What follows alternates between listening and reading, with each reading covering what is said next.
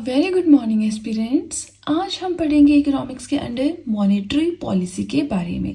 Previous videos में हमने क्या पढ़ा? Demography, census, economic growth, economic development. हर एक टॉपिक बहुत ही ज़्यादा इंपॉर्टेंट था, बट अगर हम आज के टॉपिक की बात करें तो ये बहुत ही ज़्यादा इंपॉर्टेंट टॉपिक है। ध्यान से सुनिएगा, आपको हर एक बुक में मिल जाएगा, बट इस चीज़ को समझना थोड़ा मुश्किल है। ठीक है, सो हम पढ़ रहे हैं मॉनेटरी पॉलिसी के बारे में। एक होती है मॉनेटरी पॉलिसी, एक होती है फिस्कल पॉलिसी। ठीक है, तो अगर आपको हल्का सा डिफरेंस दोनों के बीच में बताऊं, जो मॉनेटरी पॉलिसी है ये आरबीआई की होती है, मतलब सेंट्रल बैंक की होती है, और जो फिस्कल पॉलिसी है ये सरकार, भारत सरकार, किसी भी गवर्नमेंट की पॉलिसी होती है। ठीक है, ज्यादा हम इनका डिफरेंस नहीं पढ़ेंगे। फिस्कल पॉलिसी को जैसे ये टॉपिक कंप्लीट हो जाएगा मैं पढ़ाऊंगी। पहले मॉनेटरी पॉलिसी का मीनिंग समझ लेते हैं कि क्या है। हियर अगर हम दोनों वर्ड्स को तोड़ दें और एक एक वर्ड का मीनिंग समझें, सो मॉनेटरी का मतलब होता है रिलेटिंग टू मनी और करेंसी। किसी भी देश में जो पैसा फ्लो कर रहा है, जो वहां की करेंसी है, उससे जो रिलेटेड चीज है उसे आप कहते हैं मॉनेटरी। पॉलिसी क्या होता है? टू ब्रिंग चेंज, कोई नई स्कीम बनाना जिससे कि सोसाइटी में चेंज लाया जा सके, उसे हम कहते हैं पॉलिसी। तो ऑल टुगेदर मॉनेटरी पॉलिसी का मतलब क्या होता है? Change in the supply of money in the economy. किसी भी कंट्री की जो अर्थव्यवस्था है, वहां पे जो मनी की सप्लाई है मार्केट में, उसे चेंज करना। मनी की सप्लाई चेंज करना मतलब फॉर एग्जांपल इकोनॉमी है, जैसे इंडियन इकोनॉमी है। अगर लोगों के पास बहुत पैसा हो गया है, लोगों के पास लोग बहुत अमीर हो गए हैं, मनी सप्लाई बहुत हो गई। ठीक है, सप्लाई ऑफ मनी किसे कहते हैं हम? अगर लोगों के पास बहुत ज़्यादा पैसा हो गया है, लोग बहुत अर्न कर रहे हैं, लोग बहुत अमीर हो गए हैं, तो हम कहते हैं कि मनी सप्लाई मार्केट में ज़्यादा हो गई है। लेकिन अगर लोग अर्न नहीं कर पा रहे हैं, डिफ़िकल्टी आ रही है जॉब लेने में, डिफ़िकल्टी आ रही है अपने डेली नीड्स के खर्चे चलाने में, तो उस केस में हम कहते हैं कि जो मनी की सप्लाई है मार्केट में वो रिड्यूस हो गई है। ठीक है, तो अब मॉनेटरी पॉलिसी के अंडर करते क्या है? अगर किसी भी इकोनॉमी में मनी सप्लाई इंक्रीज हो गई है, मैंने बताया ना कि अगर पैसा बहुत ज्यादा हो गया है लोगों के पास, तो इन्फ्लेशन के थ्रू उस मनी को कंट्रोल करती हैं। इन्फ्लेशन क्या होता है? महंगाई, यानी कि हर एक चीज को महंगा कर देंगे, जिससे कि अब जो अमीर लोग हो गए हैं, जिनके पास बहुत ज़्यादा पैसा हो गया है, जैसे वो कोई चीज़ लेंगे तो उनकी 100 की जगह 120 रुपये जाएंगे। जो हर एक चीज़ जो है थोड़ी थोड़ी बढ़ा देंगे। इससे क्या होगा? जो पैसा है वो वापस आने लगेगा आरबीआई के पास। ठीक है, और जो मनी सप्लाई है मार्केट में वो थोड़ा कम हो जाएगा।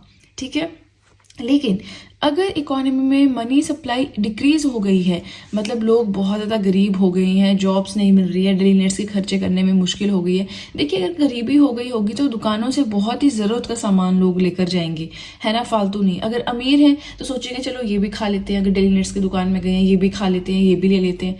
ये फ़र्क होता है ना, जब हमारे पास मंथ की स्टार्टिंग होती है तो हम सब कुछ ऑनलाइन ऑर्डर कर लेते हैं। अगर मैं अपनी बात करूँ, जब एक टाइम पे शॉर्टेज आ जाती है तो फिर हम अपने खर्चे, अपना खाना भी थोड़ा रिड्यूस कर देते हैं, फ्रूट्स रिड्यूस कर देते हैं, है ना।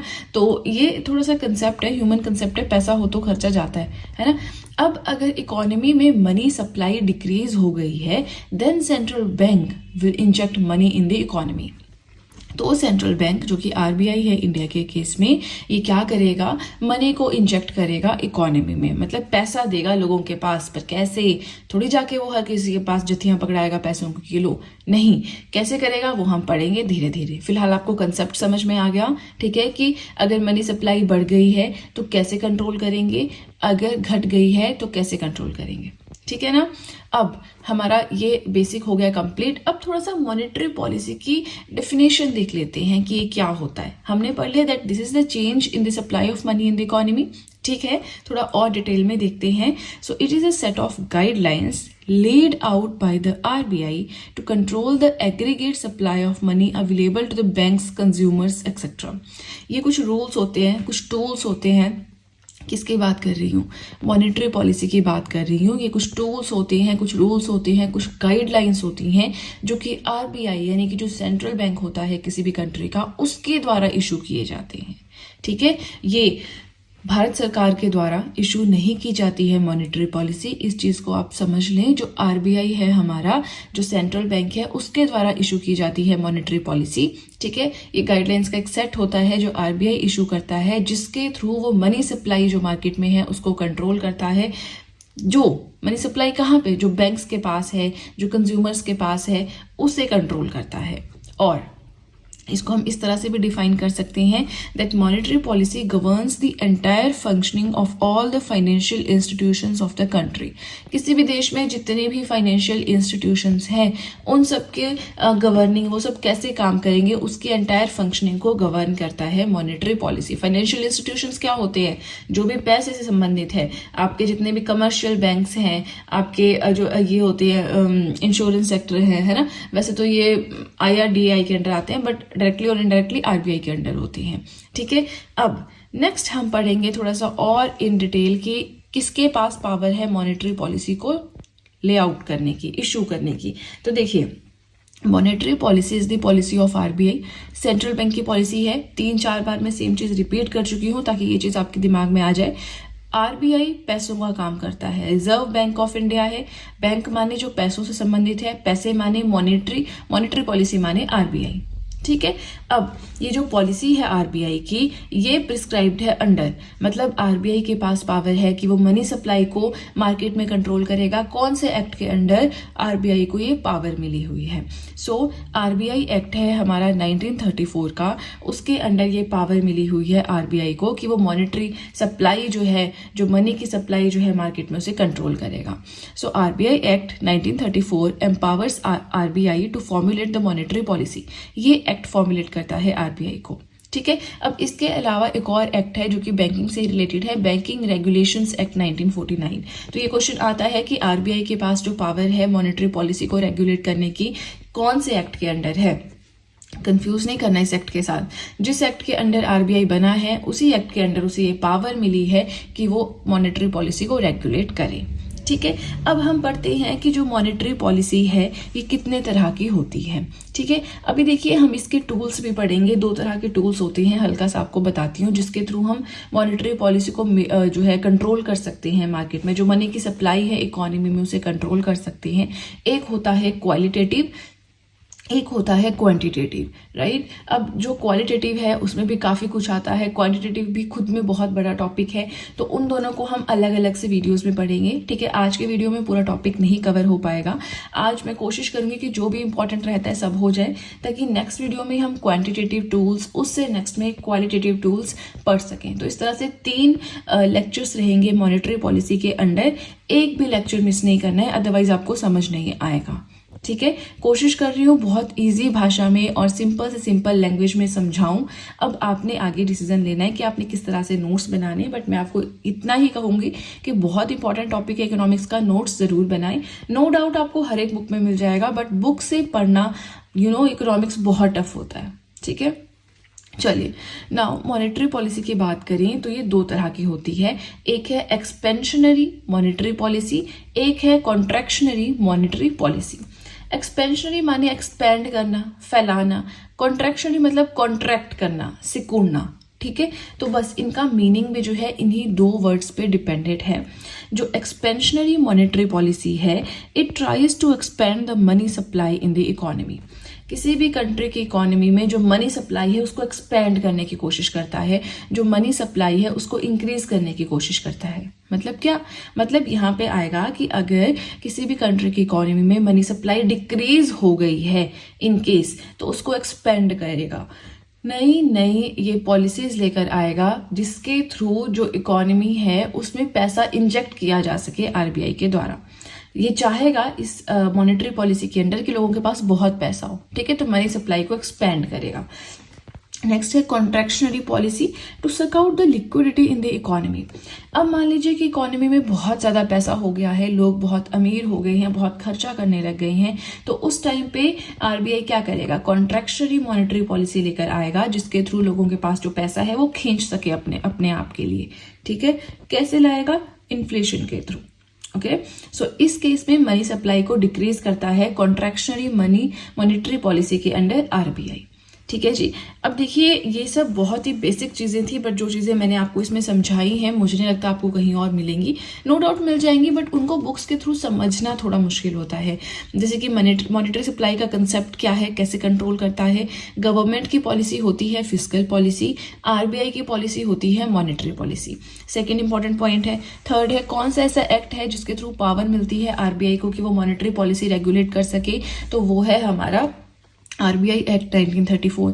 फोर्थ हमने पढ़ा उसके टाइप्स क्या क्या है, क्या एक्सपेंशनरी मॉनेटरी पॉलिसी का मतलब होता है, क्या कॉन्ट्रैक्शनरी मॉनेटरी पॉलिसी का मतलब होता है। तो आपने ये सब कुछ नोट्स में बढ़िया से जैसे मैं लिखा रही हूँ ऐसे ही लिखना है, क्योंकि एग्जाम फर्स्ट टाइम में क्लियर नहीं होता है। इस इस यूनिवर्सल ट्रूथ को अपने दिमाग में बिठा लेना है, नोट्स बनाने हैं, क्योंकि धीरे धीरे अगर कोई करंट अफेयर आता है कि जी सरकार ने ये किया, सरकार ने वो किया, सरकार नहीं कहेंगे आरबीआई ने ये किया, आरबीआई ने वो किया, तो उसे आप अपने नोट्स में अपडेट कर सकें, बहुत ज़्यादा ज़रूरी होता है वो। ठीक है, चलिए इसी के साथ हमारा फर्स्ट पेज हुआ कंप्लीट। वीडियो के साथ में नोट्स ज़रूर बनाएं, आपके लिए बिलीव मी इतने ज़्यादा इंपॉर्टेंट प्रूव होंगे कि आप सोच भी नहीं सकते हैं। ठीक है, चलिए इसी के साथ अब चलते हैं अपने नेक्स्ट पेज की ओर। नेक्स्ट हम एक बहुत ही ज़्यादा इम्पॉर्टेंट चीज़ मॉनेटरी पॉलिसी के अंडर स्टार्ट कर रहे हैं, जो कि है monetary framework in India. India में जो है मॉनेटरी फ्रेमवर्क कैसा है। अब ये फ्रेमवर्क का मतलब क्या होता है? फ्रेमवर्क का मतलब होता है एग्रीमेंट, यानी कि एक समझौता। अब एग्रीमेंट हमेशा दो पार्टीज के बीच में होता है, तीन पार्टीज के बीच में होता है, सिंगल पार्टी के बीच में तो नहीं हो सकता है ना। अब कोई कंपनी है, मेरा चैनल है एन एस्पिरेंट, इसको एग्रीमेंट करना है तो किसी और के साथ एग्रीमेंट करेगा ना, मैं खुद से अपने साथ तो एग्रीमेंट नहीं कर सकती अपने चैनल के साथ, है ना। तो एटलीस्ट हमें दो पार्टीज चाहिए होती हैं एग्रीमेंट करने के लिए। तो अब ये जो मॉनेटरी पॉलिसी है, इससे रिलेटेड एग्रीमेंट इंडिया में हुआ है दो पार्टीज के बीच में। कौन कौन सी हैं वो दो parties? RBI and central government.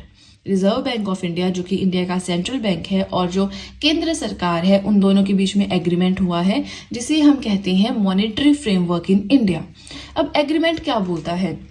Agreement बोलता है कि आरबीआई जो मर्जी मॉनेटरी पॉलिसी लाए, लेकिन लेकिन लेकिन लेकिन उसे दो चीज़ों पे खास फोकस रखना है, price stability and maintain growth. ऐसा नहीं कि एक पे फोकस कर रहा है, दूसरा स्टेप आपका डगमगा रहा है, ऐसा नहीं होना चाहिए। ठीक है, दोनों पे इक्वल फोकस रखना है। प्राइस स्टेबिलिटी की बात करें तो मार्केट में जो मनी सप्लाई है वो बैलेंस्ड रहनी चाहिए।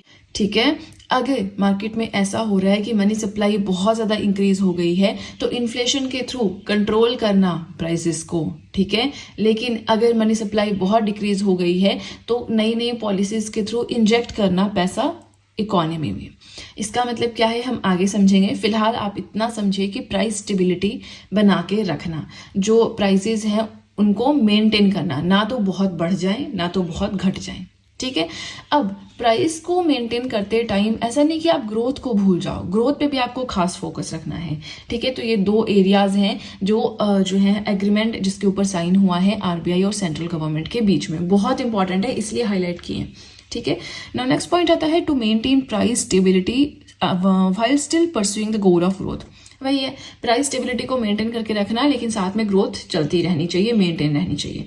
Now to maintain the above two, अब इन दोनों को मेंटेन रखने के लिए आरबीआई जो है कुछ इंस्ट्रूमेंट्स को यूज करता है। प्राइस स्टेबिलिटी रखनी है, ग्रोथ मेंटेन करनी है, तो कुछ इंस्ट्रूमेंट्स को यूज करता है। अब हमें आगे पढ़ना है इंस्ट्रूमेंट्स ऑफ मॉनेटरी पॉलिसी।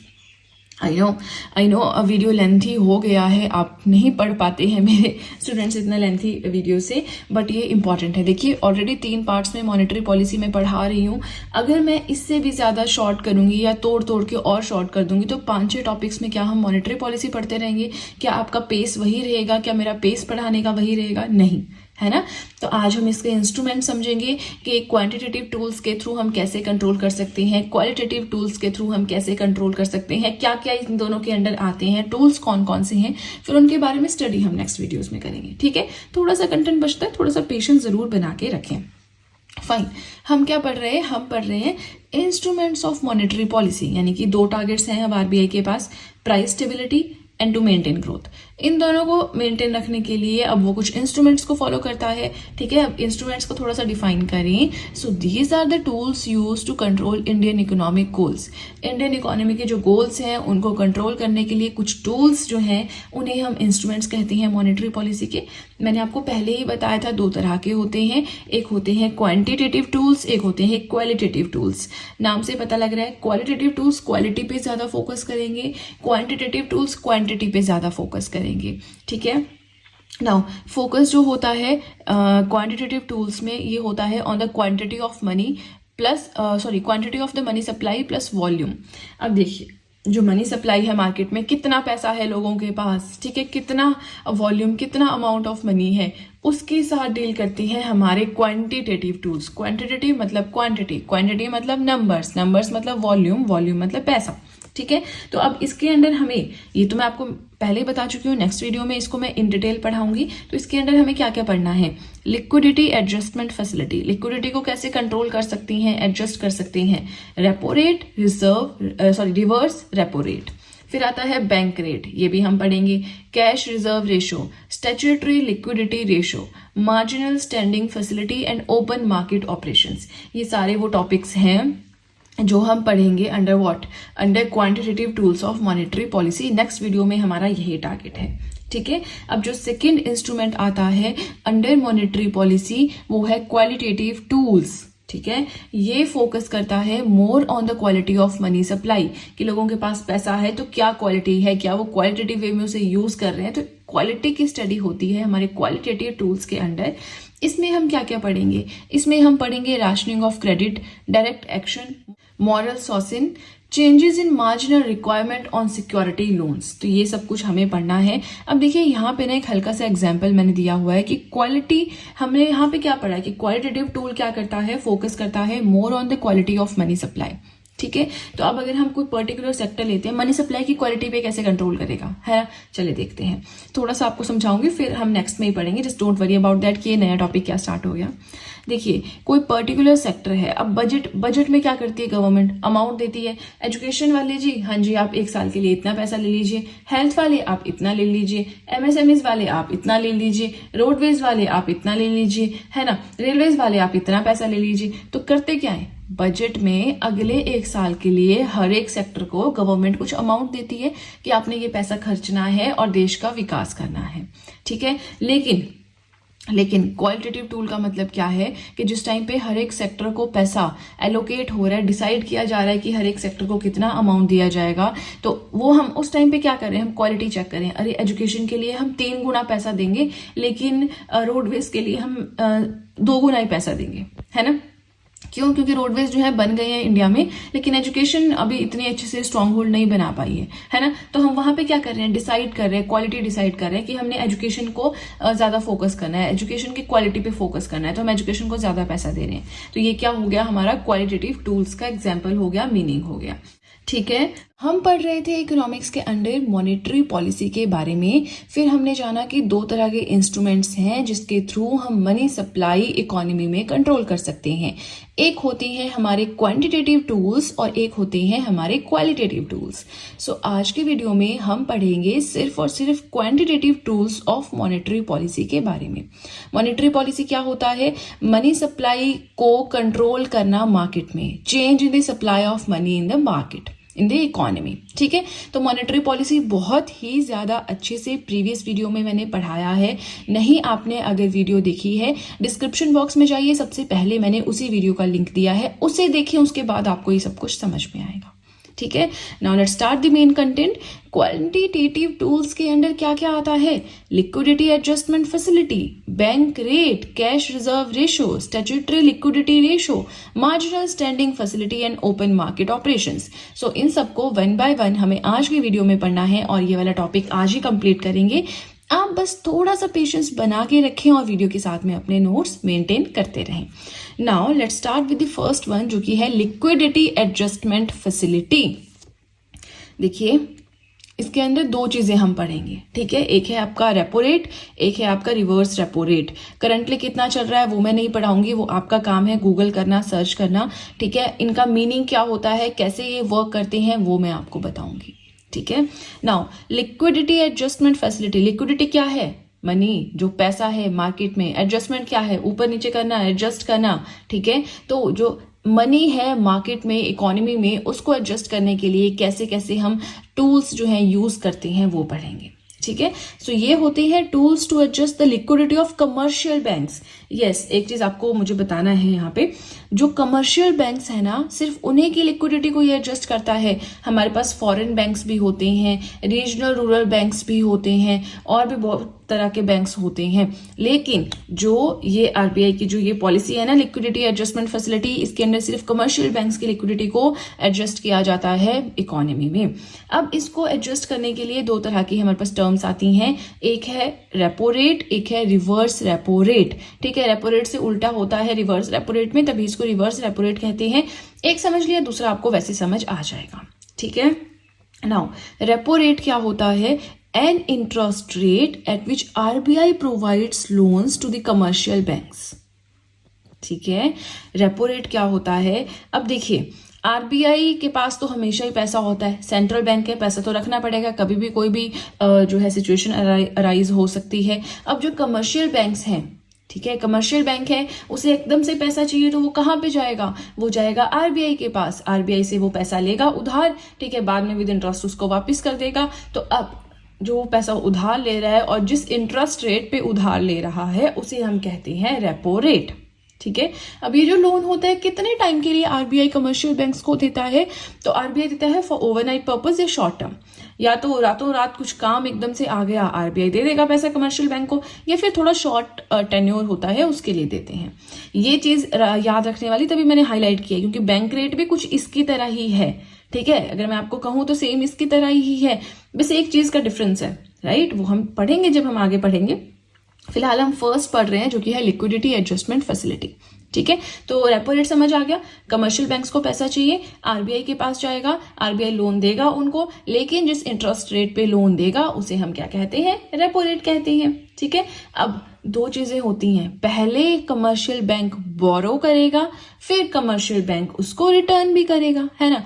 हम क्या करते हैं, नॉर्मली फ्रेंड से ले लेते हैं 500,000 रुपए, तो पहले लेते हैं, बाद में वापस भी तो करते हैं, दो चीजें होती हैं, ठीक है। तो बोरो करते टाइम क्या होता है, अब इसकी भी कुछ कंडीशंस हैं, ऐसा थोड़ी मुंह उठा के बस कर दे दिया उसने और इन्होंने वापस कर दिया, है ना। अब हम अगर पुराने टाइम की बात करें, साहूकार के पास जाते थे, पैसे चाहिए तो क्या रखते थे वहां पे गिरवी? अपने गहने, अपनी जमीन, यही रखते थे ना, है ना। तो अब यहाँ पे कमर्शियल बैंक को भी कुछ गिरवी रखना पड़ता है, एक श्योरिटी देनी पड़ती है कि नहीं हम आएंगे वापस करेंगे आपका पैसा, ठीक है। नाउ अब सबसे पहले क्या है, एक्सिस बैंक मैंने यहाँ पे ऐसे एग्जांपल ले लिया है, आप कोई भी बैंक रख लें, तो कोई भी बैंक है, जैसे एक्सिस बैंक है, इजी रहता है समझने के लिए, कोई भी बैंक से बोलना, है ना।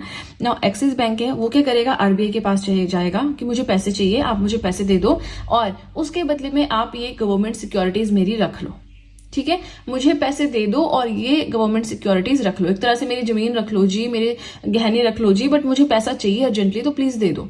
आरबीआई क्या करेगा, आरबीआई का तो काम ही है मनी लैंड करना, तो वो पैसा देगा, लेकिन जिस इंटरेस्ट रेट पे पैसा देगा that is known as the repo rate, okay.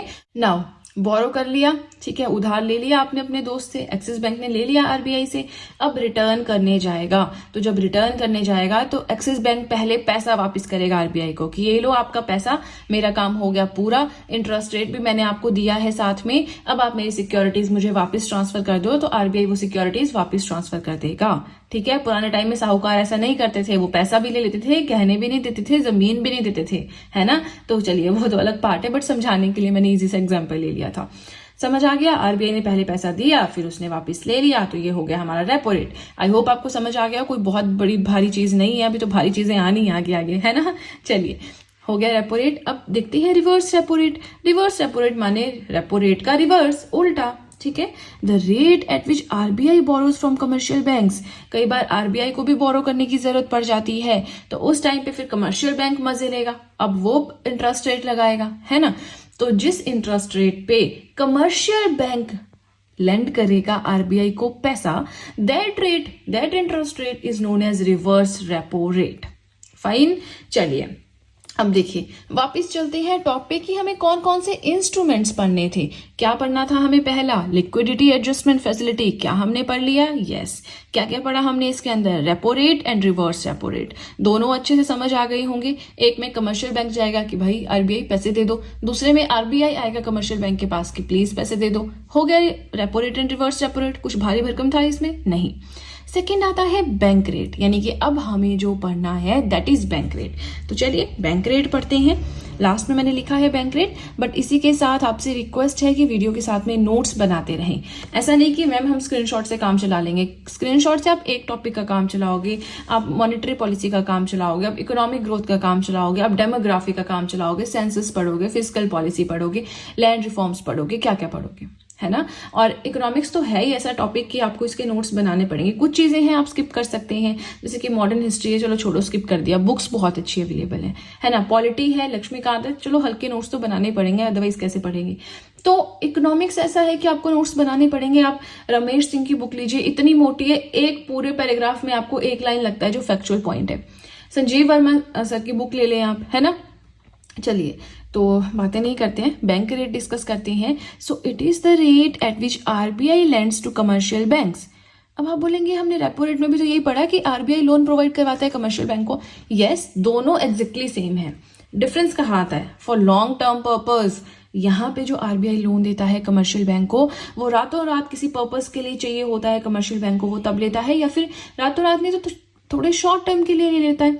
लेकिन बैंक रेट होता है वो रेट जिसपे आरबीआई पैसा देगा, कमर्शियल बैंक्स को ही देगा, बट बहुत ज्यादा टाइम पीरियड के लिए देगा, लॉन्ग टर्म पर्पस के लिए देगा, उसे हम कहते हैं बैंक रेट। ठीक है। No repurchase obligation is there under bank rate. Bank rate के अंडर अब देखिए रीपर्चेज ऑब्लिगेशन का मतलब क्या है। रेपो रेट में क्या करते थे हमने, कमर्शियल बैंक, हमने एक्सिस बैंक ले लिया, एक्सिस बैंक को पैसा चाहिए आरबीआई से, पर वैसे नहीं जाएगा वो मुंह उठा के कि पैसा दे दो भाई। क्यों देगा आरबीआई पैसा, है ना। उसे क्या गारंटी है बाद में एक्सिस बैंक उसको वापस करेगा, नहीं करेगा, उसे तो लॉस हो जाएगा। तो आरबीआई के पास जाता है एक्सिस बैंक अपनी गवर्नमेंट सिक्योरिटीज लेके कि मुझे 1 करोड़ का लोन चाहिए, मुझे 10 लाख का लोन चाहिए, मुझे 10 करोड़ का लोन चाहिए, ये लो मेरी 10 करोड़ की सिक्योरिटीज, अब दो मुझे पैसा। तो आरबीआई बिना सोचे समझे पैसे दे देगा। लेकिन यहाँ पे कोई रीपर्चेज ऑब्लिगेशन नहीं है। जरूरी नहीं कमर्शियल बैंक जाए कि हाँ जी मेरे पास तो सिक्योरिटीज है ही नहीं, क्या आप मुझे लोन नहीं दोगे? देंगे भाई, इसमें गवर्नमेंट सिक्योरिटीज की जरूरत ही नहीं है, इसमें कुछ आपको गिरवी रखना ही नहीं है। ठीक है, इसमें आपको ऐसे ही मिल जाता है। ठीक है, समझ आ रहे। लॉन्ग टर्म पर्पस के लिए जब कमर्शियल बैंक आरबीआई से लोन लेता है, that rate of interest is known as the bank rate. इसमें कुछ गिरवी नहीं रखना पड़ता है। And bank rate influences the lending rates of commercial banks. Commercial banks के लैंडिंग रेट्स क्या होते हैं? हाउस लोन चाहिए, कार लोन चाहिए, एजुकेशन लोन चाहिए, है ना। क्या करते हैं आम आदमी, क्या करता है, बैंक में जाता है, लोन लेता है। तो अब जो कमर्शियल बैंक रेट लगाता है, इंटरेस्ट रेट हमें लगाएगा। मैं जाऊंगी जी मुझे चाहिए मुझे नई कार चाहिए, है ना, कार लोन दो, तो वो क्या करेंगे, मुझे इंटरेस्ट रेट के साथ देंगे ना, ऐसे थोड़ी पूरे अमाउंट पे थोड़ी देंगे, उनको भी तो पैसा कमाना है मुझसे। तो जिस इंटरेस्ट रेट पे मुझे कमर्शियल बैंक पैसा देगा कार लोन के लिए, वो जो इंटरेस्ट रेट है that is influenced by the bank rate. कैसे, वो हम चलते रहिए, धीरे धीरे आगे समझ में आता रहेगा। ठीक है, चलिए अभी हमने पढ़ लिया लिक्विडिटी एडजस्टमेंट फैसिलिटी, हम पढ़ रहे हैं बैंक रेट।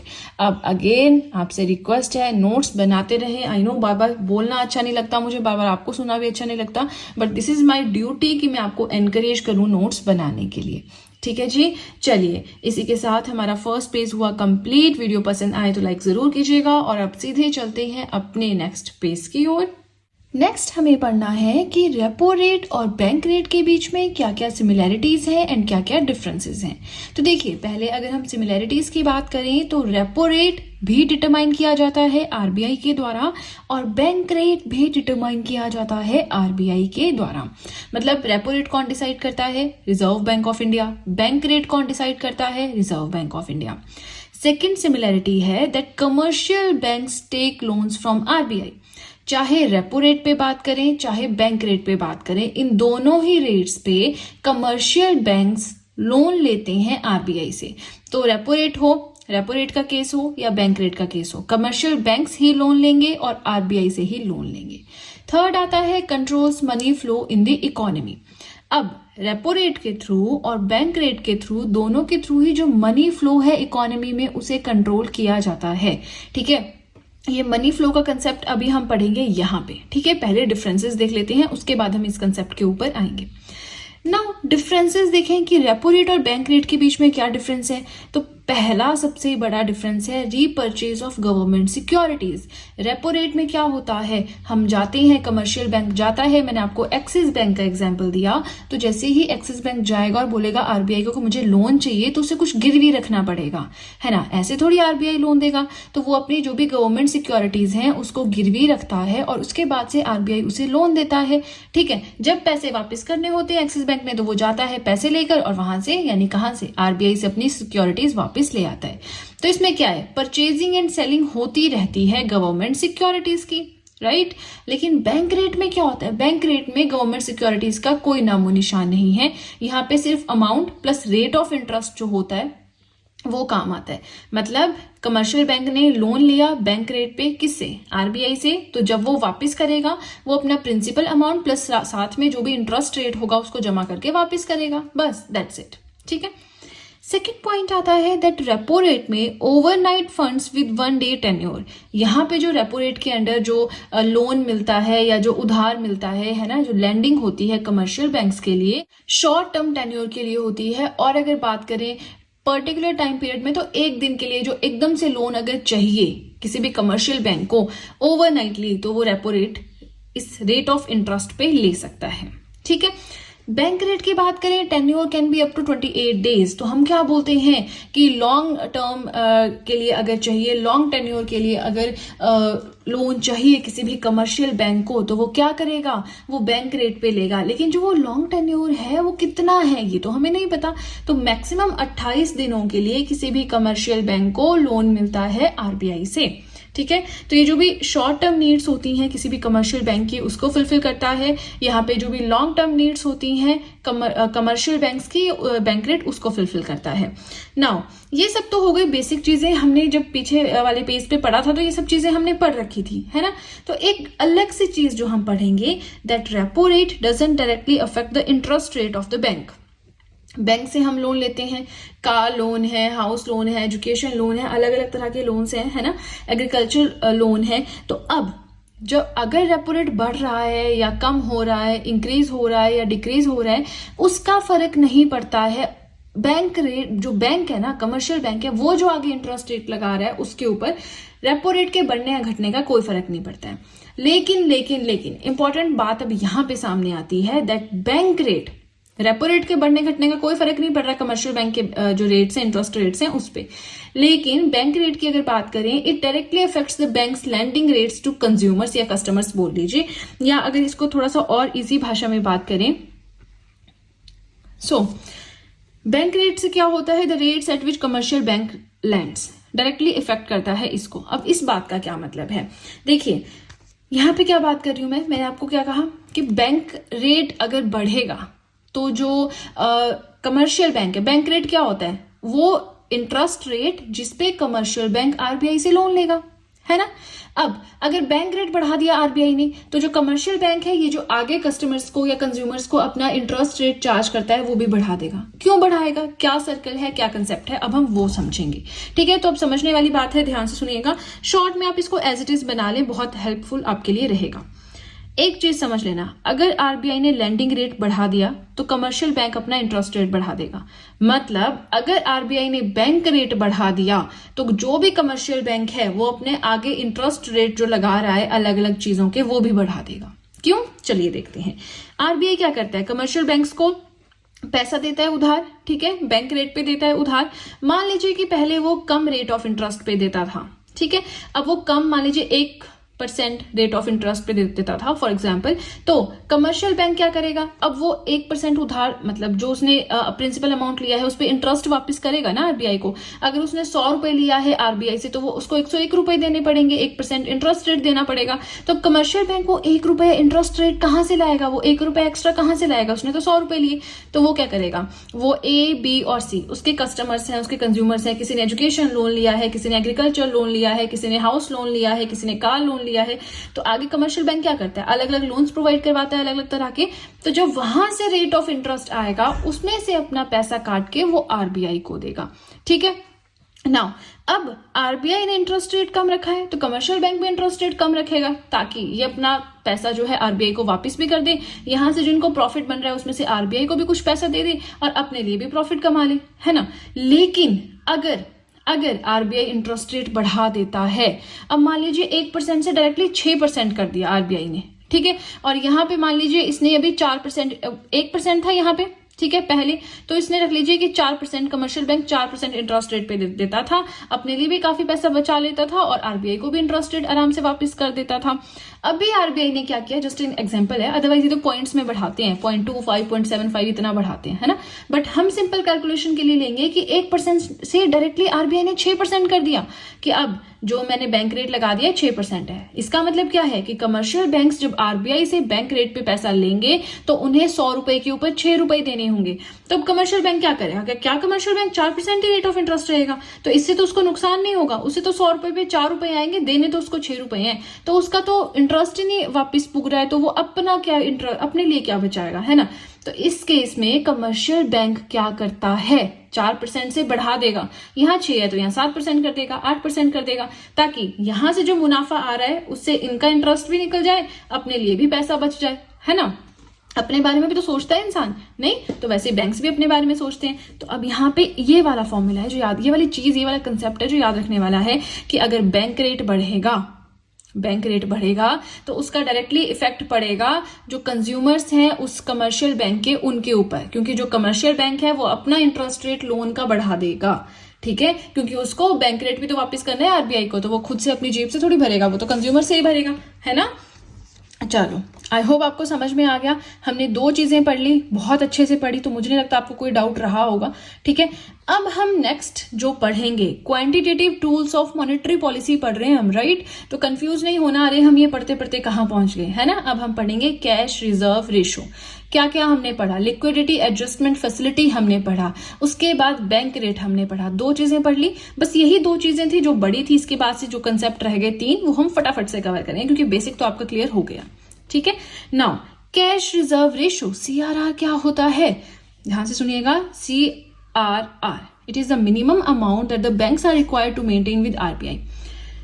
क्या होता है ना, हर एक कमर्शियल बैंक को रिक्वायर्ड होता है कि उसे कुछ ना कुछ अमाउंट आरबीआई के पास रखना है, ठीक है जी, कुछ ना कुछ अमाउंट आरबीआई के पास रखना है, in the form of cash ही रखना है और रखना जरूरी है, ठीक है। और ये अमाउंट जो है, ये जो मिनिमम अमाउंट है, ये कुछ परसेंटेज डिटरमाइन की होती है आरबीआई ने और इसी अमाउंट को कहते हैं कैश रिजर्व रेशो, ठीक है।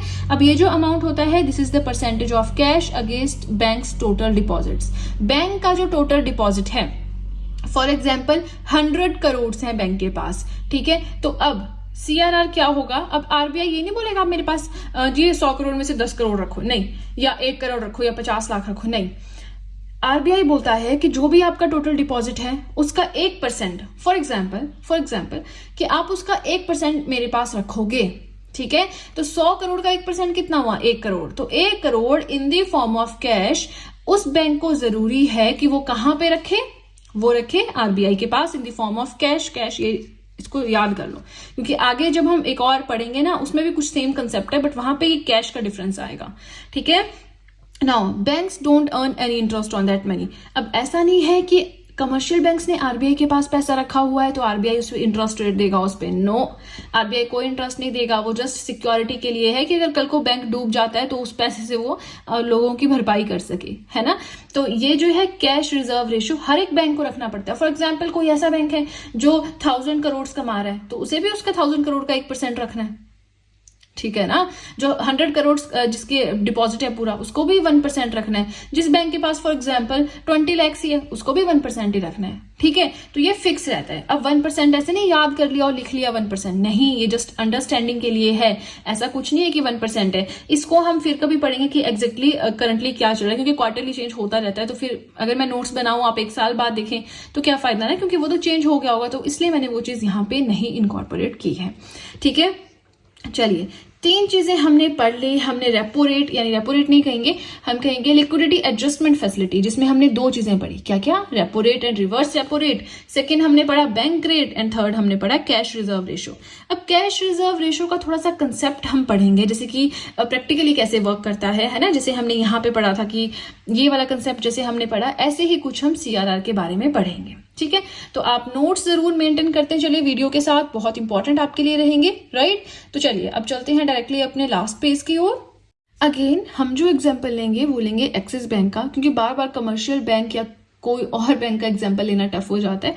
ठीक है, नाउ कैश रिजर्व रेशो क्या होता है? मिनिमम अमाउंट जो हमें आरबीआई के पास रखना होता है। तो axis bank for example CRR रखा है 2% आरबीआई ने, तो एक्सिस बैंक क्या करेगा? मान लीजिए टोटल डिपॉजिट उसके पास 100 रुपीज हो रहा है, तो हर 100 रुपीज पे 2 रुपए वो आरबीआई के पास रखेगा, बचे 98 रुपीज किसके पास? एक्सिस बैंक के पास। तो इन 98 रुपीज को एज अ लोन वो अपने कस्टमर्स को, कंज्यूमर्स को, रिटेलर्स को दे देगा। ठीक है, इस पे जो इंटरेस्ट आएगा फिर कोशिश करेगा कि उससे ही सारा इंटरेस्ट जो है पूरा हो जाए, right. Now if RBI feels that money supply has increased in the economy, इसका मतलब क्या है? इसका मतलब ये है कि अगर आरबीआई को ऐसा लगता है कि लोगों के पास बहुत ज्यादा पैसा आ गया है, लोग बहुत ज्यादा अमीर हो गए हैं, उनसे पैसा खींचना पड़ेगा मुझे अपने पास, है ना, लोग बहुत अमीर भी नहीं होने चाहिए इकोनॉमी में, तो उस केस में आरबीआई क्या करेगा? अपना जो सीआरआर है, कैश रिजर्व रेशो है, इसको इंक्रीज कर देगा। पहले थी 2%, अब बढ़ा दिया इसने 5%। तो अब क्या करेगा एक्सिस बैंक? अब उसके पास डिपॉजिट अगर 100 रुपए आ रहा है तो उस पे डिपॉजिट जितना मर्जी हो उसका 5% उसको आरबीआई को देना पड़ेगा। तो हम 100 रुपए लेते हैं कि समझने के लिए इजी होता है, अंडरस्टैंडिंग के लिए इजी हो जाता है।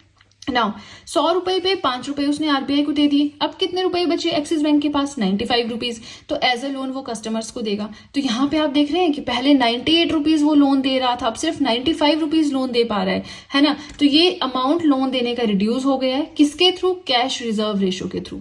टारगेट तो यही था आरबीआई का कि जो मनी सप्लाई है मार्केट में कम करनी है। अब यहाँ तो हम 100 रुपए पढ़ रहे हैं, डिपॉजिट्स तो करोड़ों में होता है। अगर 98 करोड़ थे पहले जो लोन के फॉर्म में दे रहा था, अब 95 करोड़ दे रहा है, तो हुई ना मनी सप्लाई कम मार्केट में। तो यही तो करना था आरबीआई को। ठीक है, तो हम इससे क्या समझे? ये कोई क्वेश्चन नहीं पूछता आपसे, कोई वहां पे न्यूमेरिकल नहीं पूछता, बट स्टेटमेंट्स बड़ी खतरनाक आती हैं कि यस सीआरआर को अगर इंक्रीज कर दिया जाए तो क्या होगा? तो क्या होगा? तो ऑब्वियसली जो मनी सप्लाई है मार्केट में वो श्रिंक कर जाएगी, कॉन्ट्रैक्ट कर जाएगी, है ना। क्योंकि यहाँ पे देखिए लोन देने के लिए पैसा ही कम बचा बैंक के पास, समझ रहे हैं ना आप कंसेप्ट। तो सीआरआर के इंक्रीज होने से जो मनी सप्लाई है मार्केट में वो रिड्यूस हो जाती है। सीआरआर को इंक्रीज ही इसलिए करते हैं जब आरबीआई को लगता है कि मनी सप्लाई मार्केट में बहुत ज्यादा हो गई है। ठीक है, अब ये हमने पढ़ लिए 3 कंसेप्ट्स। अब हम जो पढ़ेंगे आगे वो बहुत ही ज्यादा इजी है, फटाफट से कवर करेंगे, शॉर्ट है, तो बस आप वीडियो के साथ में फटाफट से अपने हाथ भी चलाते रहें और नोट्स भी बनाते रहें। नेक्स्ट आता है स्टैट्यूटरी लिक्विडिटी रेशो। तो देखिए सीआरआर की तरह बिल्कुल सेम है, डिफरेंस बस एक चीज का है, क्या है वो हम देखेंगे। नाउ स्टैट्यूटरी लिक्विडिटी रेशो में minimum percentage of deposits that a commercial bank has to maintain in the form of liquid cash, gold और other securities to the RBI. ठीक है, कोई भी कमर्शियल बैंक है उसके पास टोटल जितना डिपॉजिट है उसका कुछ परसेंटेज उस कमर्शियल बैंक को आरबीआई के पास रखना होगा, बट जरूरी नहीं कि वो इन दी फॉर्म ऑफ कैश हो। सीआरआर में इन दी फॉर्म ऑफ कैश ही होना चाहिए, लेकिन स्टैट्यूटरी लिक्विडिटी रेशो में, एसएलआर में कैश के फॉर्म में चाहे तो रख लो, गोल्ड की फॉर्म में चाहो तो रख लो, सिक्योरिटीज की फॉर्म में चाहो तो रख लो, 3 फॉर्म्स में रख सकते हैं, लेकिन सीआरआर में ओनली कैश के फॉर्म में रख सकते हैं। डिफरेंस बस यही है। सेकेंड आता है that under banking regulation act 1949, ये जो कंसेप्ट है बैंकिंग रेगुलेशन एक्ट 1949 के अंडर इंट्रोड्यूस हुआ था, और इसमें ये डिसाइड किया गया था कि 0 से 40% तक जो स्टैट्यूटरी लिक्विडिटी रेशो है ये वेरी कर सकती है। एक डिफरेंस और आता है, एक तो हमने पढ़ा कि सीआरआर में जो है कैश के फॉर्म में रख सकते हैं और एसएलआर में कैश, गोल्ड एंड सिक्योरिटीज तीनों की फॉर्म में रख सकते हैं। सेकंड ये आता है that banks earn under SLR, जो स्टैट्यूटरी लिक्विडिटी रेशो है इसके अंडर अर्न करते हैं बैंक्स। कैसे? कुछ पैसा रखा आरबीआई के पास, गोल्ड या सिक्योरिटीज रखी आरबीआई के पास, तो आरबीआई उस पर लोन देगा, ठीक है ना, लोन देगा। लेकिन सीआरआर में आरबीआई कोई लोन नहीं देता है, स्टैट्यूटरी लिक्विडिटी रेशो में आरबीआई लोन देता है। इसमें कैश, गोल्ड, सिक्योरिटीज चलती हैं, सीआरआर में सिर्फ कैश चलता है। आई होप आपको समझ में आ गया है। ठीक है, अब आता है मार्जिनल स्टैंडिंग फैसिलिटी। अब जो मार्जिनल स्टैंडिंग फैसिलिटी है ये है हमारे रेपो रेट की तरह। एग्जैक्टली नहीं, ऑब्वियसली एग्जैक्टली सेम क्यों होगा, डिफरेंस तो कुछ ना कुछ होगा ही, है ना। नाउ मार्जिनल स्टैंडिंग फैसिलिटी क्या है, ध्यान से सुनिएगा। ये वाला पार्ट नहीं है, ये वाला पार्ट नेक्स्ट का है, ठीक है, सिर्फ इतना ही है। So overnight facility for commercial banks to borrow an additional amount of money. Overnight किसी कमर्शियल बैंक को पैसा चाहिए तो वो क्या करेगा, तो वो तो रेपो रेट से लेगा। वो क्यों मार्जिनल स्टैंडिंग फैसिलिटी से लेगा, जब हमने रेपो रेट पढ़ा है, हमने पढ़ा है कि उसके अंदर आरबीआई जो है कमर्शियल बैंक्स को लोन देता है फॉर ओवरनाइट और शॉर्ट टेन्योर पर्पस, है ना। तो हम मार्जिनल स्टैंडिंग फैसिलिटी क्यों पढ़ रहे हैं। अब देखिए रेपो रेट के अंदर आरबीआई को जो अमाउंट देना होता है वो पहले से फिक्स होता है, एक विंडो फिक्स होती है। अब अगर उतना अमाउंट रेपो रेट पे ऑलरेडी आरबीआई दे चुका है, बहुत सारे बैंक से किसी न किसी ने ले लिया, इतना अमाउंट खत्म हो गया, अब आरबीआई के पास इतनी कैपेसिटी नहीं बची है, इतना पैसा नहीं बचा है कि वो रेपो रेट के अंदर और पैसा दे किसी कमर्शियल बैंक को। लेकिन कमर्शियल बैंक तो ओवरनाइटली चाहिए, उसे तो पैसा चाहिए, बहुत जरूरत है। तो वो क्या करेगा उस केस में अपनी जरूरत के लिए वो मार्जिनल स्टैंडिंग फैसिलिटी पे पैसा लेगा। इसकी कोई लिमिट नहीं होती है, कोई लिमिट इन द सेंस कि जो आरबीआई है उनके पास कोई लिमिट नहीं कि वो 100 करोड़ या 200 करोड़ या 1000 करोड़ ही दे सकते हैं मार्जिनल स्टैंडिंग फैसिलिटी के अंडर, कोई लिमिट नहीं होती है, ठीक है। नाउ ओवरनाइटली अगर पैसा चाहिए, रेपो रेट के अंडर नहीं मिल रहा है, क्योंकि आरबीआई ने जितना पैसा रेपो रेट के अंडर देना था वो तो दे दिया है अलग अलग बैंक्स को। अब मान लीजिए एक्सिस बैंक को पैसा चाहिए पर उसको नहीं मिल रहा है, तो उस केस में जाके वो मार्जिनल स्टैंडिंग फैसिलिटी पे लेगा। लेकिन इस पे पैसा लेने से एक नुकसान रहता है। नुकसान क्या रहता है कि रेट ऑफ इंटरेस्ट जो होता है मार्जिनल स्टैंडिंग फैसिलिटी पे वो हमेशा ही ज्यादा होता है रेपो रेट से, ठीक है ना। दोनों में क्या कर रहा है, आरबीआई ही पैसा दे रहा है उधार, किसको, कमर्शियल बैंक्स को, लेकिन रेपो रेट पे रेट ऑफ इंटरेस्ट होता है कम और एमएसएफ यानी कि मार्जिनल स्टैंडिंग फैसिलिटी पे होता है ज्यादा। अब वो बैंक्स जिनको अर्जेंसी है, जिनको चाहिए, वो सोचते हैं कि कोई बात नहीं हम दे देंगे एमएसएफ जो भी है, कोई बात नहीं, तो वो ले सकते हैं इसमें। लेकिन जो इतना ज्यादा रेट ऑफ इंटरेस्ट नहीं दे सकते वो नहीं ले सकते।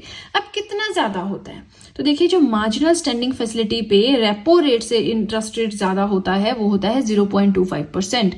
आप सोचेंगे 0.25% ही तो है, 1% भी नहीं है तो दे दो। तो आप खुद से कैलकुलेट करो कि 1000 करोड़ पे 1% कितना हुआ, 1000 करोड़ पे 1% कितना हुआ, फिर 1% का 0.25% निकालो तो बात कहां पे चली गई, है ना। अब जिनको जरूरत है वो तो ऑब्वियसली लेंगे ही, अदरवाइज हमेशा बैंक्स का ऑप्शन ये रहता है कि वो रेपो रेट पे ही आरबीआई से लोन लें।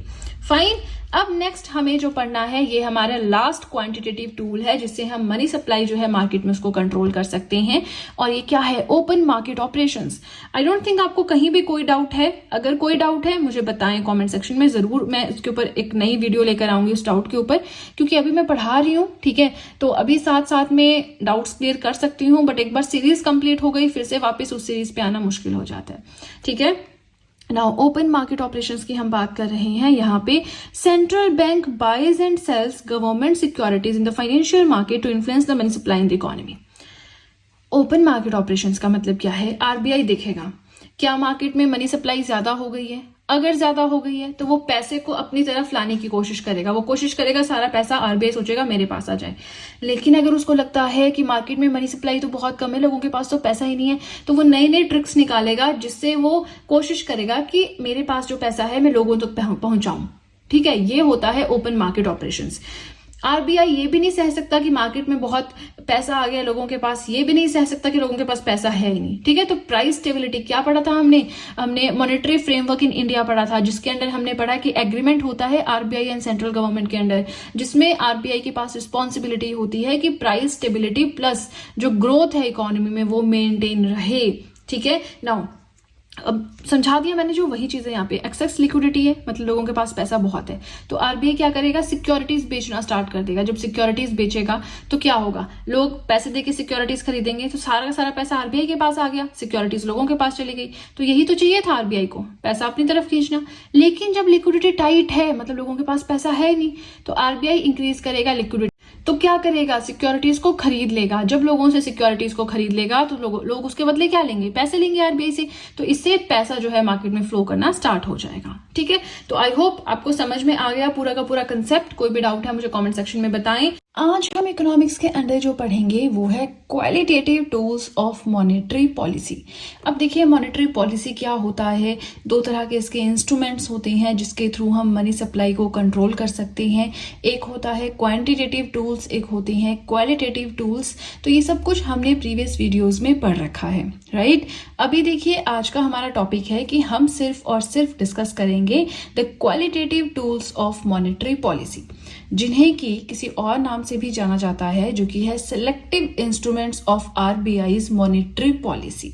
ठीक है जी। अब इसके अंदर कौन कौन से टूल्स आती हैं और कैसे उनको एक्सप्लेनेशन हम समझेंगे, ये सब जानने से पहले हमें हल्का सा प्रीवियस वीडियो पे जाना होगा, बिकॉज आई बिलीव कि मॉनेटरी पॉलिसी का टॉपिक जो है हमने स्टार्ट किया था 2-3 दिन पहले मैंने पढ़ाया था, तो आप भूल गए होंगे, तो हल्का सा उसे रिवाइज कर लेते हैं।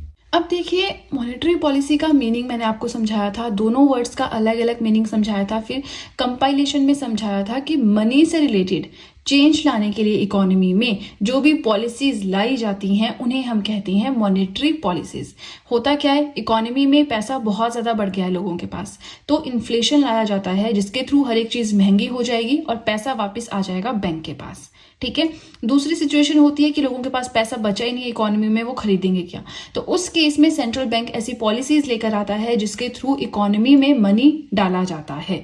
ठीक है। तो मॉनेटरी पॉलिसी क्या हो गया, गाइडलाइंस होती हैं आरबीआई की। यस, एक चीज और समझने वाली है, जो मॉनेटरी पॉलिसी है ये पॉलिसी होती है आरबीआई की। ठीक है। लेकिन जो हम फिस्कल पॉलिसी पढ़ेंगे अभी आगे, ठीक है, तो fiscal policy is the policy of central government. ठीक है। तो मॉनेटरी पॉलिसी जो है इसको कंट्रोल, रेगुलेट, सब कुछ संभालने की जो जिम्मेवारी है एक तरह से आरबीआई के पास होती है। अब आरबीआई के पास भी ये जो पावर है कौन से एक्ट के थ्रू आती है, तो आरबीआई एक्ट है हमारा 1934, जो एम्पावर करता है आरबीआई को कि यस आप मॉनेटरी पॉलिसी बना सकते हैं।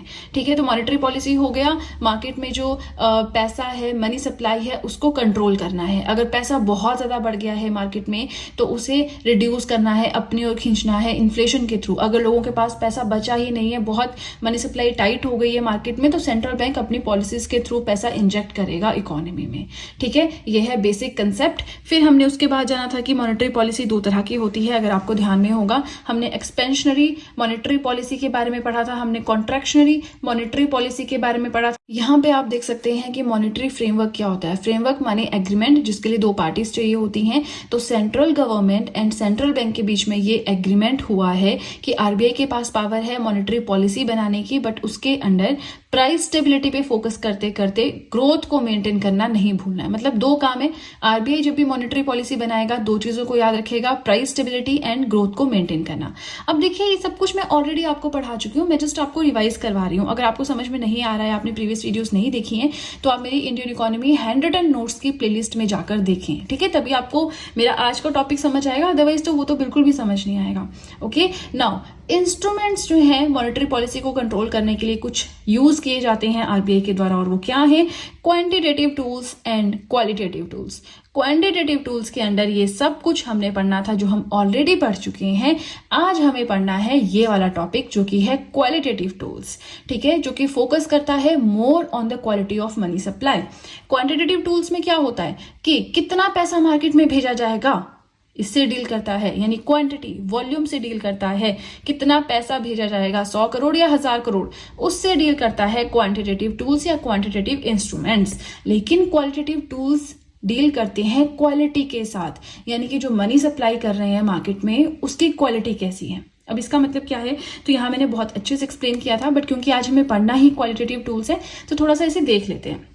नाउ जब बजट आता है तो बजट में क्या होता है, अगले एक साल में कौन से सेक्टर को कितना पैसा दिया जा रहा है ये डिसाइड किया जाता है। ठीक है। हर एक सेक्टर के लिए कुछ ना कुछ अमाउंट दिया जाता है। अब यहाँ पे गवर्नमेंट देखती है कि कौन से सेक्टर को कितना अमाउंट देना है। नाउ अब ये जो डिसीजन है ये डिटरमाइन करता है क्वालिटी, राइट। कि जैसे मैंने आपको बताया कि एजुकेशन पे ज्यादा फोकस करना है, बाकी सेक्टर्स पे कम फोकस करना है। हेल्थ और एजुकेशन को प्रायोरिटी रखा गया, तो क्या करेंगे, हेल्थ एंड एजुकेशन को ज्यादा पैसा एलोकेट करेंगे, बाकी सबको थोड़ा थोड़ा पैसा एलोकेट करेंगे। तो इसके थ्रू हम कर क्या रहे हैं, जो मनी सप्लाई की क्वालिटी है मार्केट में उसे खुद से डिसाइड कर रहे हैं। मतलब जो पॉलिसी मेकर्स है वो खुद से डिसाइड कर रहे हैं। वो एजुकेशन एंड हेल्थ को ज्यादा पैसा दे रहे हैं, तो ऑब्वियसली एजुकेशन की क्वालिटी बढ़ानी है, हेल्थ सेक्टर की क्वालिटी बढ़ानी है, इसलिए उस पर फोकस किया जा रहा है। ठीक है, तो ये हो गए आपके क्वालिटेटिव टूल्स। इसके अंदर पढ़नी है हमें 4 चीजें।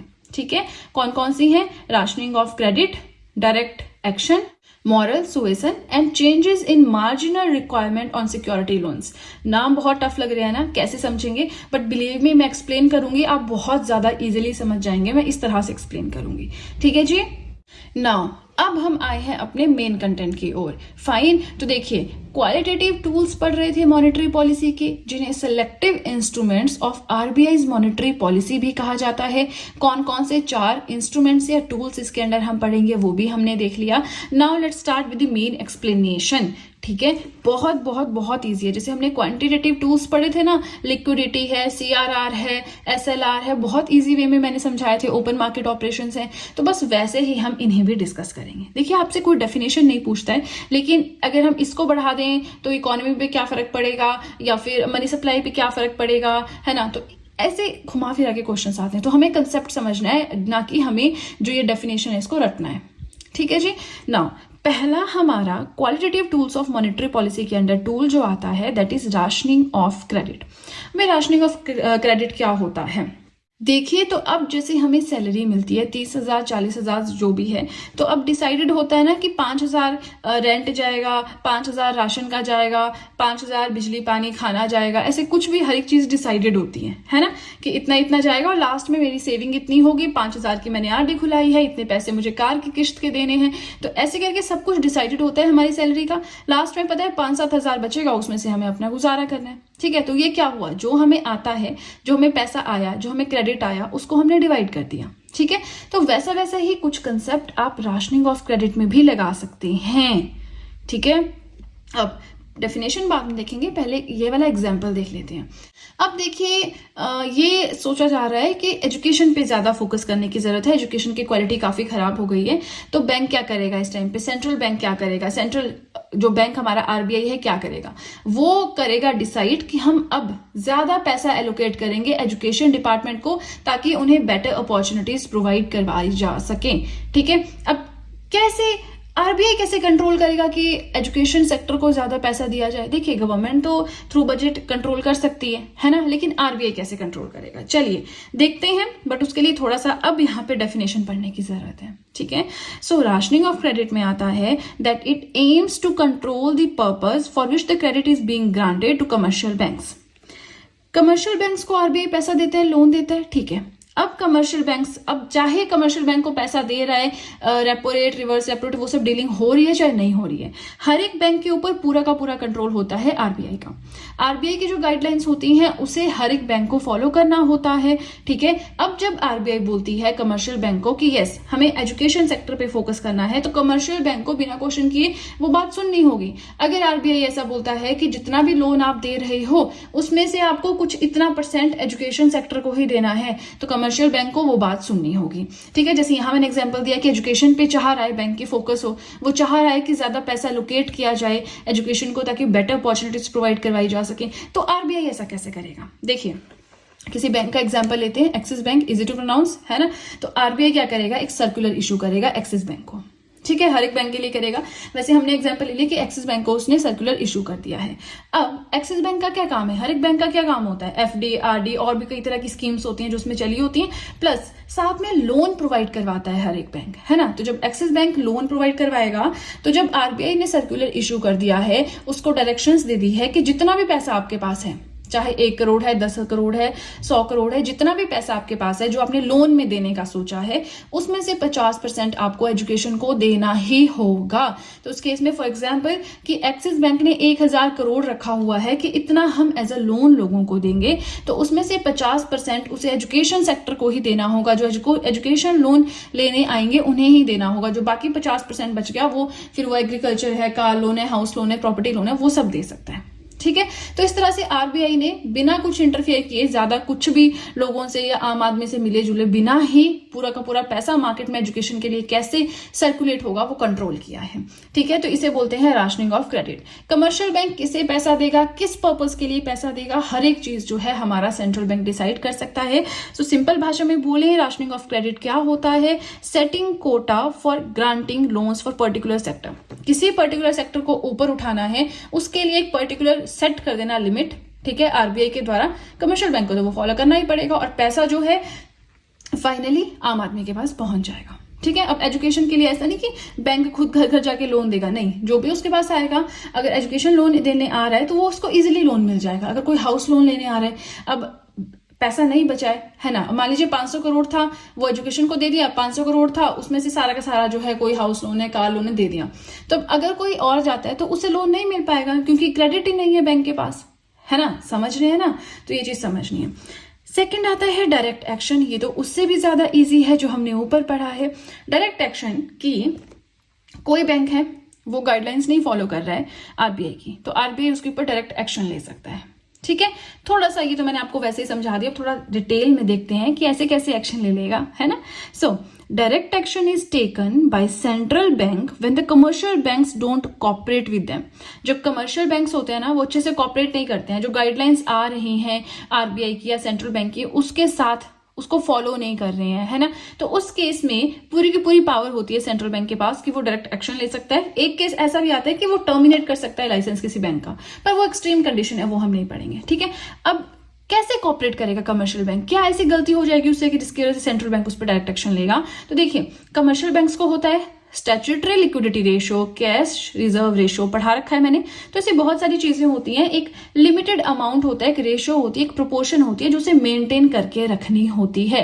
कैश रिजर्व रेशियो क्या होता है, in the form of cash, कुछ अमाउंट कमर्शियल बैंक्स को आरबीआई के पास रखना होता है। स्टैट्यूटरी लिक्विडिटी रेशियो क्या होती है, चाहे गोल्ड, चाहे सिक्योरिटीज, चाहे कैश, किसी भी फॉर्म में एक पर्टिकुलर अमाउंट कमर्शियल बैंक को आरबीआई के पास जमा करवाना पड़ता है। सीआरआर में सिर्फ कैश फॉर्म में ही जमा होगा, एसएलआर में गोल्ड भी हो सकता है, आपका गोल्ड के साथ सिक्योरिटीज भी हो सकता है, कैश भी हो सकता है ना। तो ये तो मैंने 2 एग्जांपल्स बताए, प्रीवियस वीडियो में हमने पढ़ रखा है क्या होता है। फिलहाल इस तरह की बहुत सारी चीजें हैं जो कमर्शियल बैंक्स को मेंटेन रखनी होती हैं आरबीआई के पास में। अगर वो नहीं मेंटेन कर पाता है, नहीं, उससे हो नहीं पा रहा मेंटेन, है ना, बैंक थोड़ी जानबूझ के करेगा, बट फंड से नहीं है, मेंटेनिंग नहीं हो पा रही, तो उस केस में डायरेक्ट एक्शन ले सकता है central bank and it takes over the management for some time. अब डायरेक्ट एक्शन में ऐसा नहीं इसको मारेगा, पीटेगा या सजा देगा, फाइन देगा, नहीं, ऐसा नहीं होगा।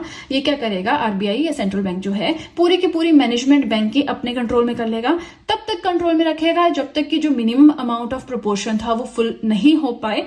जैसे कि एसएलआर पैसा जो था, मतलब गोल्ड, सिक्योरिटी, कैश जो भी है, ये सक्सेसफुल हो गया हमारा टारगेट, आरबीआई ने टेक ओवर किया है ना मैनेजमेंट एक्सिस बैंक का, एक्सिस बैंक का एग्जांपल हम नॉर्मली लेते हैं, सीआरआर भी मेंटेन कर लिया, तो उस टाइम पे क्या करेगा, जब सब कुछ मेंटेन हो गया, जो प्रोपोर्शन जैसी चाहिए थी वैसी हो गई, तो उस केस में जो मैनेजमेंट टेक ओवर किया था सेंट्रल बैंक ने, वो उसे छोड़ देगा। ठीक है, चलिए, डायरेक्ट एक्शन हो गया। थोड़ा सा डायरेक्ट एक्शन को और भी बचता है, वो हम नेक्स्ट पेज पे पढ़ेंगे। आपसे बस तब तक इतनी रिक्वेस्ट है कि वीडियो के साथ में नोट्स बनाएं। देखिए, अलग अलग जगह से नोट्स कलेक्ट करना, अलग अलग जगह से समझना, बुक्स रेफर करना, आपको पता है इकोनॉमिक्स कितना ट्रिकी सब्जेक्ट है ना, तो आप प्लीज इस चीज का फायदा उठाएं, जो मैं पढ़ा रही हूँ इस चीज का फायदा उठाएं, एज इट इज नोट्स बनाएं जैसे मैं बना रही हूँ। तो मुझे नहीं लगता आपको कहीं कोई बुक भी देखने की जरूरत पड़ेगी, क्योंकि बुक्स आप रमेश सिंह लेंगे, आप संजीव वर्मा लेंगे, बहुत टाइम कंज्यूमिंग एंड बहुत गहरी बातें उसमें लिखी हुई है, और समझने के लिए ना 2 मिनट शांति ऐसी चाहिए होता है कि संन्यास लेना पड़ेगा। ठीक है, तो थोड़ा सा आप पेशेंस बनाएं, नोट्स बनाएं। ठीक है, कोई भी फीडबैक को कमेंट सेक्शन में दे सकते हैं। और अब सीधे चलते हैं अपने नेक्स्ट पेज की ओर। नाउ आरबीआई जब एक्शन लेता है, डायरेक्ट एक्शन लेता है कमर्शियल बैंक्स के अगेंस्ट, तो उसे कहते हैं प्रॉम्प्ट करेक्टिव एक्शन। और जब आरबीआई एक्शन लेता है NBFCs, non banking financial corporations के अगेंस्ट, तो उसे कहते हैं स्केल बेस्ड रेगुलेशन। इससे ज्यादा डेप्थ में जाने की जरूरत नहीं है, ये टर्म्स आपने देख ली, बहुत है।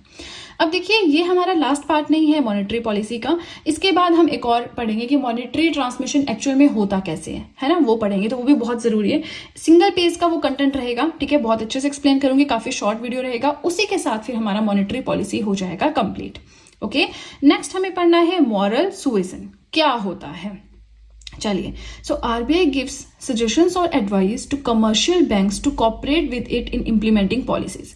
आरबीआई की कुछ रेगुलेशंस होती हैं, कुछ गाइडलाइंस होती हैं, तो आरबीआई बोलता है हर एक बैंक को कि आप हमारे साथ कॉपरेट कीजिए, जो भी पॉलिसीज हैं उन्हें इम्प्लीमेंट करवाने के लिए।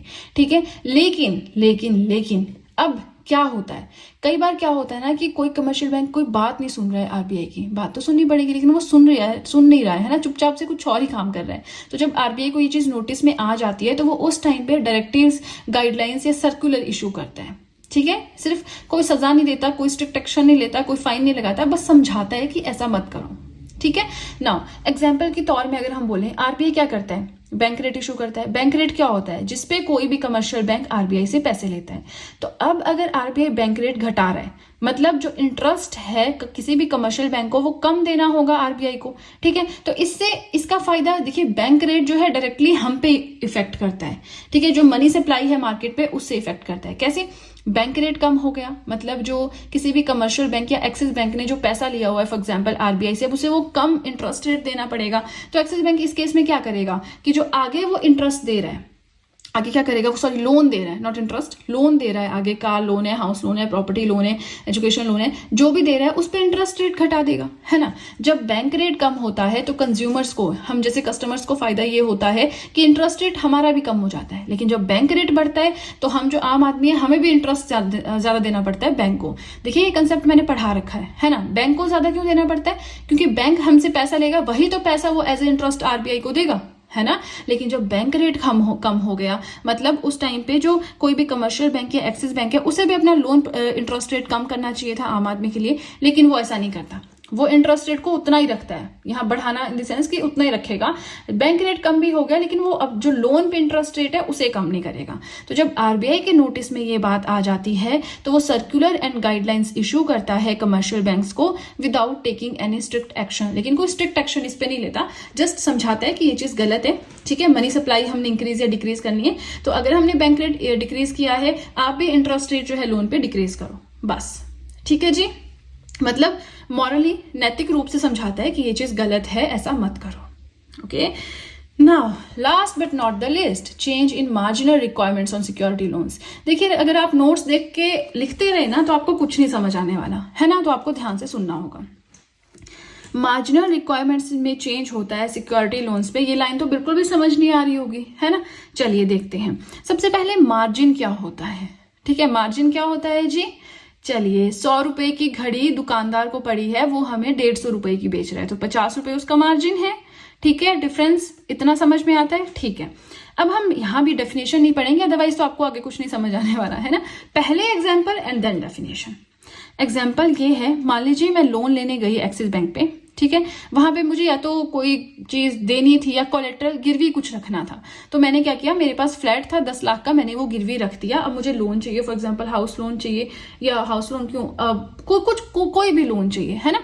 तो वो फ्लैट मैंने 10 लाख का वहां पे गिरवी रख दिया और मुझे अब लोन चाहिए। तो बैंक क्या करेगा, बैंक मुझे लोन क्या 10 लाख पे देगा, पूरे 10 लाख का देगा? नहीं, वो मुझे 7 लाख के, यानी कि 10 लाख से थोड़ा सा कम लोन देगा, 6 लाख 7 लाख इतना।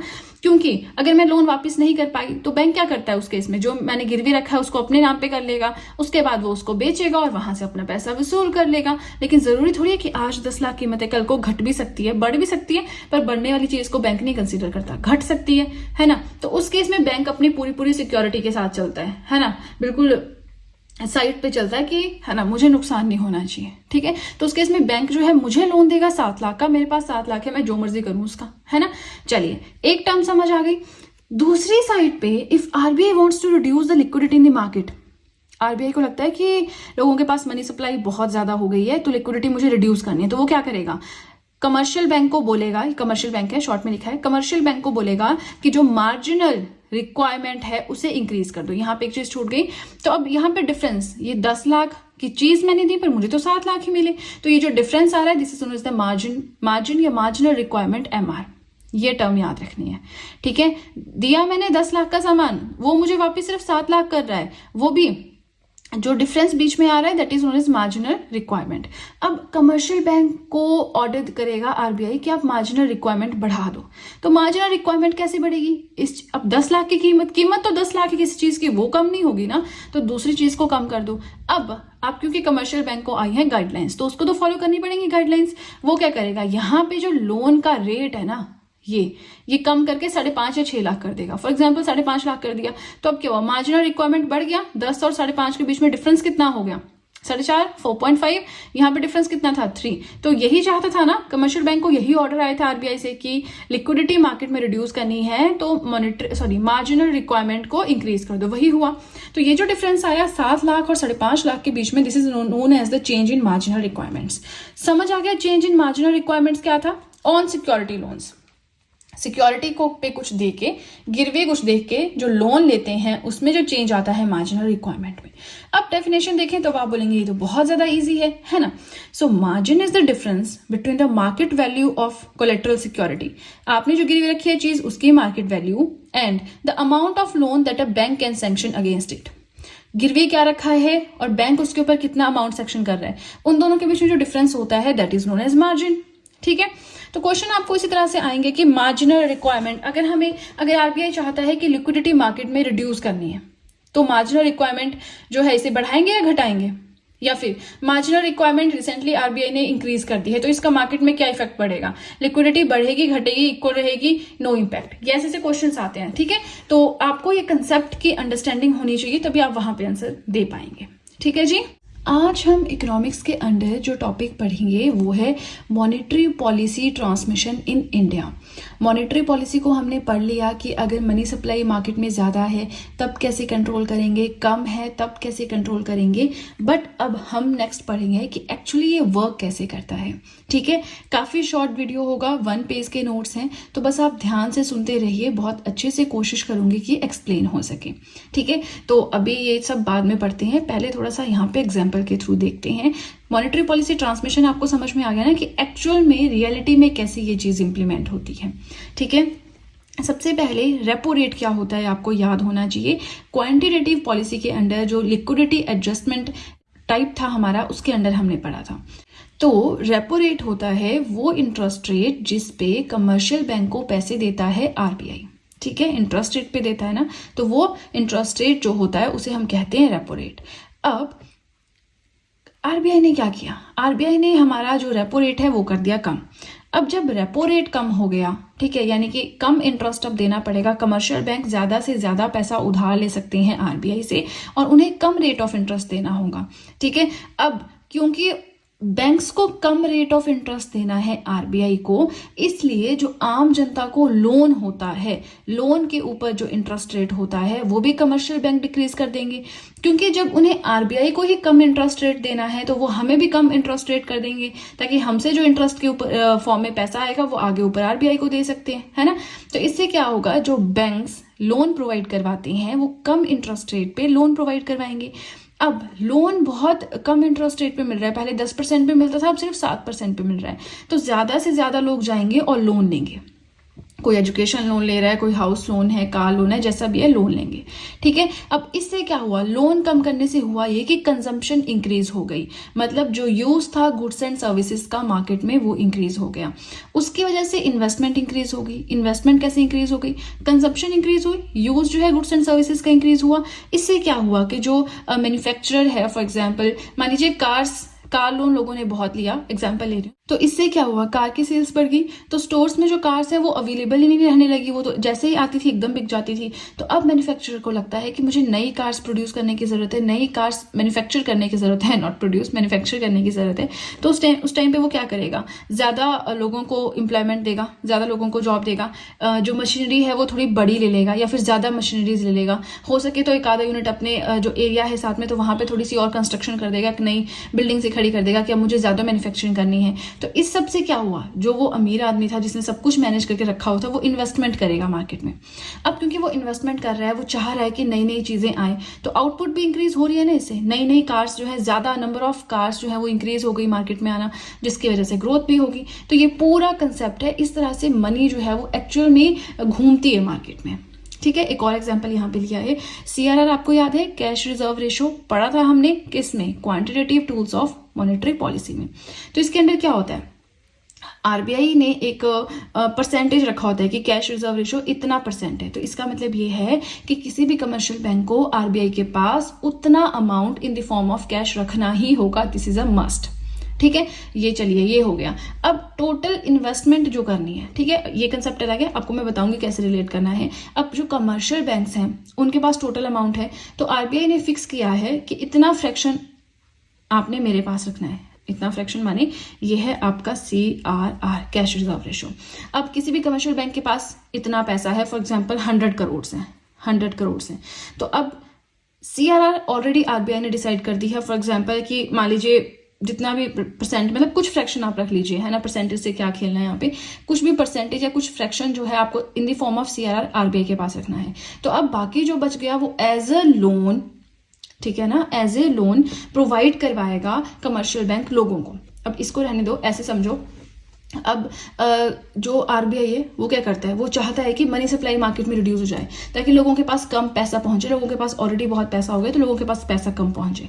तो इस टाइम पे वो क्या करेगा, RBI क्या करेगा, CRR कैश रिजर्व रेशो को बढ़ा देगा, यानी ये वाली जो फ्रैक्शन है इसको इंक्रीज कर देगा। कैश रिजर्व रेशो क्या हुई, वो अमाउंट जो कमर्शियल बैंक को इन the form of cash RBI के पास रखना ही पड़ता है। तो अगर वो अमाउंट बढ़ जाएगा तो 100 करोड़ में मान लीजिए पहले वो 10 ही करोड़ रखता था RBI के पास, अब उन्होंने डबल कर दिया CRR, अब हो गया उनको 20 करोड़ रखना पड़ रहा है। तो पहले वो 90 करोड़ एज अ लोन लोगों को दे रहा था, अब वो सिर्फ 80 करोड़ एज अ लोन लोगों को देगा। तो इससे क्या हो, मनी सप्लाई रिड्यूस हो गई।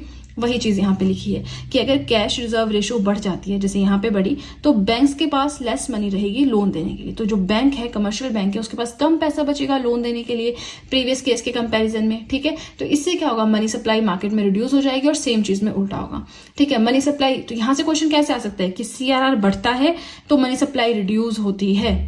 तो क्वेश्चन आ सकता है कि मार्केट में आपको मनी सप्लाई इंक्रीज करनी है तो आप CRR के साथ क्या करेंगे, इंक्रीज करेंगे, डिक्रीज करेंगे, कांस्टेंट रखेंगे, इस तरह से 4 ऑप्शंस होंगे, ठीक है। तो आपको ये कंसेप्ट वहां पे लगाना है, ठीक है। वो नहीं पूछते कि what do you mean by monetary policy transmission in India, कोई भी नहीं पूछेगा, ठीक है। तो 2 चीजें हमने समझी, आई होप आपको समझ में आई। अब चलिए थोड़ा सा ये भी देख लेते हैं, 3 लाइनें लिखी हुई, क्या लिखा हुआ है। So monetary policy transmission in India is a process through which policy action of the central bank is transmitted to meet the ultimate objectives of growth. क्या बोल रहे हैं कि एक ऐसा प्रोसेस है जिसके थ्रू जो सेंट्रल बैंक है, कौन है, क्या है इंडिया का सेंट्रल बैंक, RBI। तो ये क्या करता है, पॉलिसीज को ट्रांसमिट करवाता है, पॉलिसीज बनाता है, पॉलिसीज को लोगों तक पहुंचाता है ताकि ग्रोथ का जो हमारा फाइनल ऑब्जेक्टिव है उसे अचीव कर सके, ठीक है। इस लाइन को स्किप भी कर दें तब भी चलेगा, बट ये चीजें आपको समझ आनी चाहिए क्योंकि जब आप आंसर दोगे तो वहां पे इस तरह की चीजें अगर लिखोगे तो वो बड़ा इंप्रेसिव सा लगता है ना। डेफिनेशंस हैं, लाइन्स हैं, स्टेटमेंट्स हैं, वो तो सभी लिखते हैं। अब ये हमने पढ़ लिया कि कैसे मॉनेटरी सप्लाई को इंक्रीज करेंगे, कैसे मनी सप्लाई को रिड्यूस करेंगे, लेकिन कुछ ऐसी भी चीजें हैं जिसकी वजह से हमें इम्पैक्ट पड़ता है। कैसे इम्पैक्ट पड़ता है, चलिए देखते हैं। Reasons behind wake transmission of monetary policy in India. अच्छे से हम चाह रहे हैं कि ये चीज इंप्लीमेंट हो, हम चाह रहे हैं ये चीज इंप्लीमेंट हो, लेकिन जो ट्रांसमिशन है मॉनेटरी पॉलिसी का वो इतने अच्छे से नहीं हो पा रहा है। क्या रीजन है, यहाँ पे क्या बात है कि RBI ने कोई पॉलिसी बनाई लेकिन उसका इमीडिएट इफेक्ट देखने को नहीं मिलता। RBI ने CRR इंक्रीज किया तो RBI चाहता है फटाफट से मनी सप्लाई रिड्यूस हो जाए, लेकिन हमें मनी सप्लाई रिड्यूस होते हुए दिखाई नहीं दे रही, टाइम लग रहा है ना। ये तो जस्ट मैंने एग्जांपल लिया। तो RBI कोई भी पॉलिसी बनाता है उसका एकदम से इफेक्ट नहीं हमें देखने को मिलता है, क्यों है। तो देखिए बड़े इंटरेस्टिंग 3 चीजें हैं अगर आप ध्यान से समझने की कोशिश करेंगे। पहला है health of banking sector. India में जो बैंकिंग सेक्टर की हेल्थ है ना बहुत खराब है। इसका मतलब क्या है, NPA समझते हैं आप, नॉन परफॉर्मिंग एसेट्स, है ना। NPAs, अब NPAs मैं अलग वीडियो लेकर आऊंगी, यहाँ नहीं डिस्कस करेंगे, अदरवाइज वीडियो थोड़ा सा लेंथी हो जाएगा। अब देखिए हेल्थ ऑफ बैंकिंग सेक्टर कैसे इफेक्ट करता है वीक ट्रांसमिशन को, है ना, वो हम पढ़ रहे हैं। या फिर ट्रांसमिशन ऑफ मॉनेटरी पॉलिसी को कैसे वीक बनाती है बैड हेल्थ ऑफ बैंकिंग, वो हम पढ़ रहे हैं। तो NPAs होता है नॉन परफॉर्मिंग एसेट्स, जिनकी वजह से मनी सप्लाई जो है रिड्यूस हो रही है, ठीक है। Means money is available at an expensive rate. NPAs होते क्या है, थोड़ा सा ये देखते हैं। बैंक ने किसी को लोन दिया, वो लोन वापस नहीं कर पा रहे हैं, तो वो क्या हो गया, नॉन परफॉर्मिंग एसेट है, ठीक है। अब कोई प्रॉपर्टी है वो बैंक को वापस नहीं कर पा रही है इंटरेस्ट रेट, तो बैंक थोड़ी एकदम से उसको बोलेगा मैं तुम्हें सील कर रहा हूँ, नहीं, थोड़ा टाइम देता है बैंक, है ना, हो जाता है कई बार टाइम देता है। तो उस केस में मनी सप्लाई जो है, बैंक के पास खुद से ही पैसा कम है, अब पैसा कम है, लोग मांगने वाले बहुत है, तो अब क्या करेगा, वो मनी को अवेलेबल करवाएगा लोगों को एक्सपेंसिव रेट पे, यानी इंटरेस्ट रेट ज्यादा होगा। पैसा कम है, इंटरेस्ट तो कमाना है, NPAs तो कुछ आउटपुट दे नहीं रहे हैं, NPAs के थ्रू तो हमें पैसा आ नहीं रहा है, पहले ही फंस रखा है पैसा, तो अब जो थोड़ा बहुत पैसा है उसको हाई इंटरेस्ट रेट पे बैंक देगा ताकि उसको अच्छी जो इंटरेस्ट है वो मिल सके। अब इस टाइम पे because of the already available NPAs, अब non performing assets already available हैं, ठीक है। प्लस RBI ने क्या किया, रेट रिड्यूस कर दिए, लेकिन कमर्शियल बैंक जो है आगे रेट रिड्यूस नहीं कर पा रहे। RBI क्या करता है, बैंक रेट रिड्यूस करता है, तो कमर्शियल बैंक को अपना इंटरेस्ट रेट लोन्स पे रिड्यूस करना पड़ता है, लेकिन यहाँ पे कमर्शियल बैंक ऐसा नहीं कर रहा है। क्यों नहीं कर रहा है, क्योंकि उसके पास already non performing assets available हैं, इतने लॉस में वो ऑलरेडी है। अभी वो इंटरेस्ट रेट लोन पे और कम कर देगा तो वो कमाएगा क्या, कैसे वो बैंक को, RBI को, सेंट्रल बैंक को अपना पैसा वापस करेगा। तो ये जो है हेल्थ है बैंकिंग सेक्टर की, सबसे मेन रीजन यही है NPAs जो है, ठीक है। सेकेंड आता है फाइनेंशियल इंक्लूजन। ये देखिए बड़ा सिंपल सा है कि अभी भी गांव दराज में ऐसे लोग हैं जिनको नहीं पता बैंकिंग सेक्टर क्या है, या फिर बैंक में पैसे रखने से डरते हैं, या फिर ये सोचते हैं कि बैंक डूब जाएगा, या फिर अगर बैंक में अकाउंट है भी तो उसमें ज्यादा डीलिंग नहीं करते हैं। अब देखिए अगर मान लीजिए ऐसे 10,000 लोग भी हैं, ऐसे 10,000 लोग भी हैं जो जिन्होंने बैंक में अकाउंट खोला लेकिन वो डील नहीं करते, तो अगर वो 10,000 लोग सिर्फ 10,000 भी अपने अकाउंट में डालते हैं तो कितना बड़ा अमाउंट हो जाता है। क्योंकि बैंक लोन कहाँ से देता है, जो पैसा उसके पास जमा होता है उसी से लोन देता है ना। अब जब लोग जमा ही नहीं कर रहे हैं, ठीक है, तो वो लोन कहाँ से देगा? ऐसा नहीं है बिल्कुल नहीं जमा करे, जमा तो कर रहे हैं, बट अगर ये 10,000 लोग 10,000 भी अपने अकाउंट में डालते तो आप देख लीजिए कितना बड़ा अमाउंट हो जाता, कितना बड़ा अमाउंट होता, और उसको वो एज अ लोन दे सकता था, उससे पैसे भी कमा सकता था। तो लोगों को जो है अभी जो फाइनेंस सेक्टर है इसकी इतनी नॉलेज नहीं है, ये भी एक रीजन है। थर्ड है competition from other financial saving instruments. ये तो बिल्कुल सिंपल चीज है। एनएसएस होते हैं, प्रोविडेंट फंड होते हैं, है ना। तो इसका मतलब ये है कि सिर्फ बैंक में सेविंग अकाउंट में या करंट अकाउंट में पैसे नहीं रख सकते, और भी बहुत सारी स्कीम्स होती हैं। तो कोई जो है अलग अलग स्कीम्स ले रहा है ना, ये बहुत सारी स्कीम्स होती है बैंक्स की, तो वो अलग अलग जगह पे पैसे रख रहे हैं, ठीक है, मेन जगह पे नहीं रख रहे हैं, तो इससे भी लॉस होता है बैंक को, क्योंकि जो उसके सेविंग अकाउंट में है वही वो आगे जो है लेंड कर सकता है। ठीक है जी, तो आई होप मैंने जो पढ़ाया आपको समझ में आया होगा। थोड़ा बहुत इजी था ये, बट समझने वाली चीज थी। एक दो बार अगर नहीं, एक बार में समझ आता है, दूसरी बार वीडियो देख लीजिए, बढ़िया से आपका कंसेप्ट क्लियर हो जाएगा।